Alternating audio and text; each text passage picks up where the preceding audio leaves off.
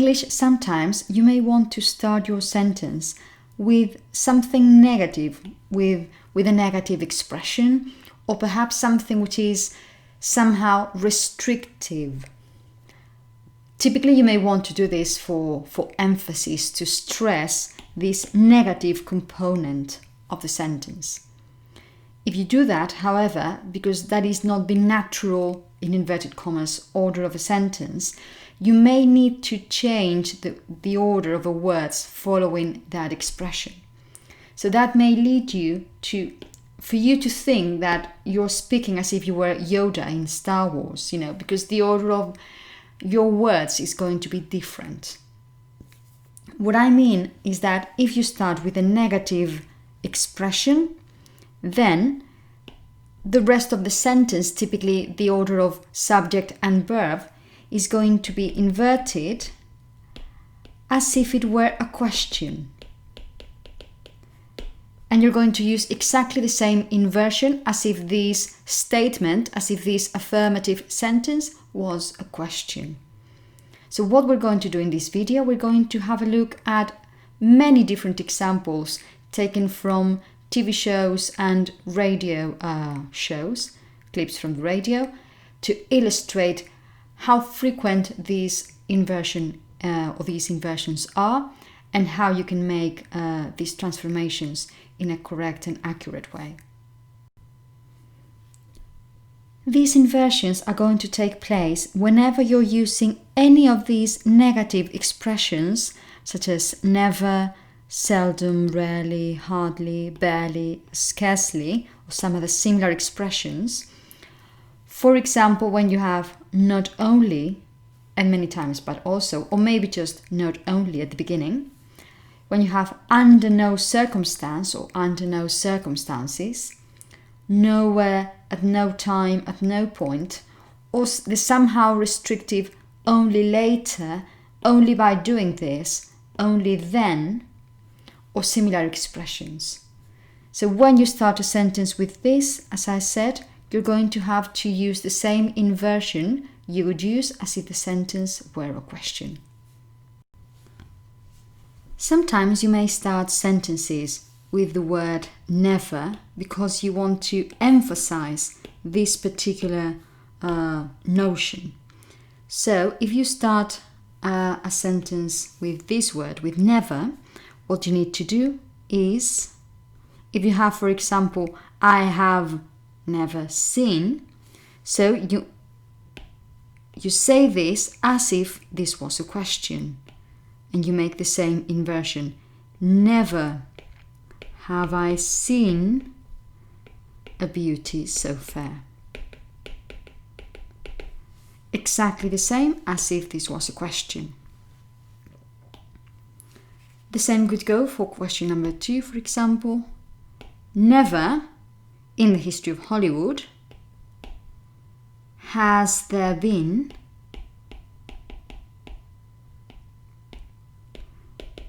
a picture written by a colored person. For number 3, this is something that Winston Churchill apparently said, or the character Winston Churchill in the TV show The Crown. So you start with never in our long history.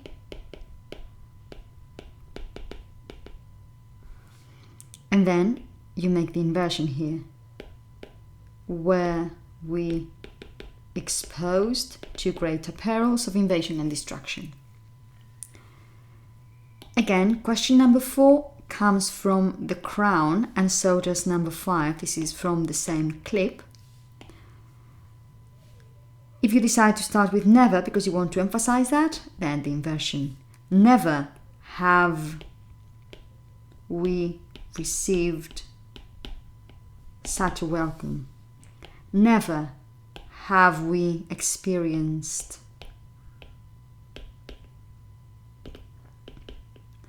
such a willingness to set oneself free.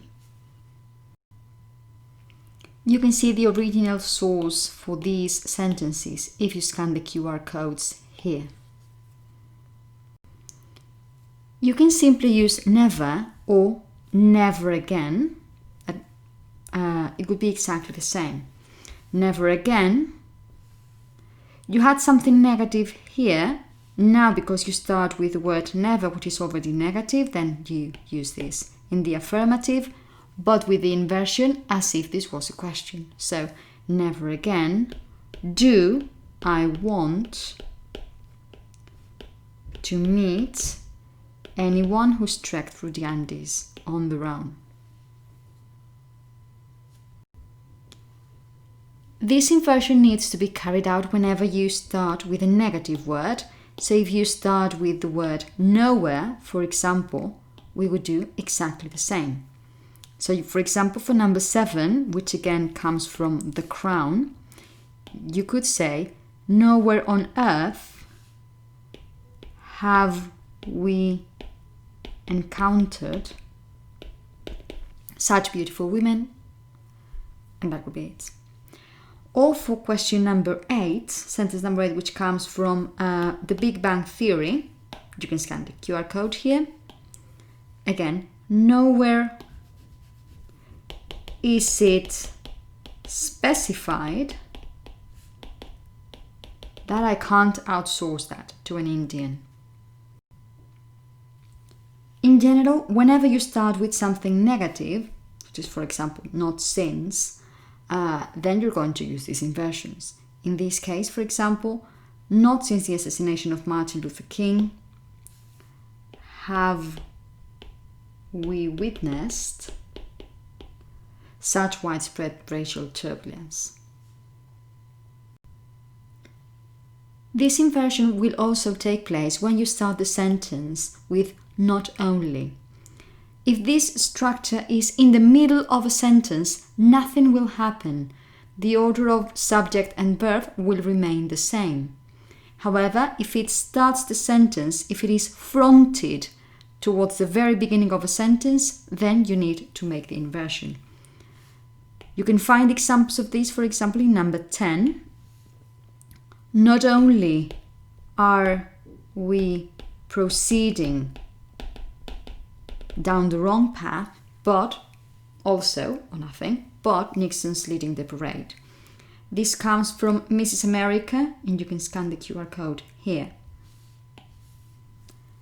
For number 11, for example, think of this is the part that really matters. Okay? So, not only did it not leave her, but she also had to come back. Or for example, for number 12, not only, this is what you need to focus on, not only has George W. Bush offered his congratulations to Joe Biden, but also the First Lady Melania is urging her husband to concede defeat. As I said before, when you want to emphasize some restrictive, maybe not negative, but restrictive expressions, and you put them at the very beginning of the sentence, then this inversion is going to happen as well. So if you start with only something else, and you have several examples here. So for example, for number 13, only by doing that do we get the whole picture. For example, for number 14, only in the land of film could I star, the same inversion as if this was a question, alongside Rachel Weisz and Emma Stone. This comes from an interview with actress Olivia Colman. She doesn't exactly say that. I adapted this slightly. She says, only in the land of film could I pull Rachel Weisz and Emma Stone. But grammatically this is, you can see what I mean here. For number 15, start here. Only now, and then you make the inversion as if this was a question, so you need to use this auxiliary. Do I realize that I've made exactly the right amount for our current purposes? For number 16, this comes from a radio clip. Only in exceptional circumstances may, and then the subject, a family member of a very sick patient be admitted. Okay? All of these would be the subject. And then finally, for number 17, only later, then inversion here, did they realize that they were as different as night and day. Some of the possibilities, as I mentioned in the introduction, adverbs such as rarely, seldom, barely, scarcely can also be fronted, be placed at the very beginning, and then the inversion has to take place. So, for example, rarely have two presidential candidates been so politically distanced in US history, etc., etc. And you can scan the code here to listen to this. Or for example, seldom do you see, because it's in the present, couples so in love as Mary and John. More possible negative adverbials. For example, sentence number 20 comes from the TV show Broadchurch, which is a thriller. And this detective is interrogating the suspect. The suspect has said that he didn't see the victim at any point later that night. So the detective just wants to make sure that this is right. He's just going to try and see if the suspect is going to confess at some point. So he insists and he wants to stress that at no point did you see Trish later that night. Probably this has been mentioned before, but he's insisting, and this is the information he's interested in. At no point did you see Trish later that night. You can scan the QR code and see it here. Or for example, with number 21, at no time did she speak ill of her ex-husband. At no time did she make any negative comments about her ex-husband. If you remember, at some point during the pandemic, former President Donald Trump said that perhaps disinfectant products could help beating coronavirus. And so the industry had to come out and say very clearly that their products should not be administered into the human body. So if they want to make it very, very clear, it was essential for people to understand that no way this couldn't happen, that under no circumstances should our disinfectant products be administered into the human body. Okay? And this comes from the Big Bang Theory again. Sheldon's grandmother doesn't like Amy, doesn't like his fiancée. And so she wants to make it very clear that under no circumstance will you give her that engagement ring.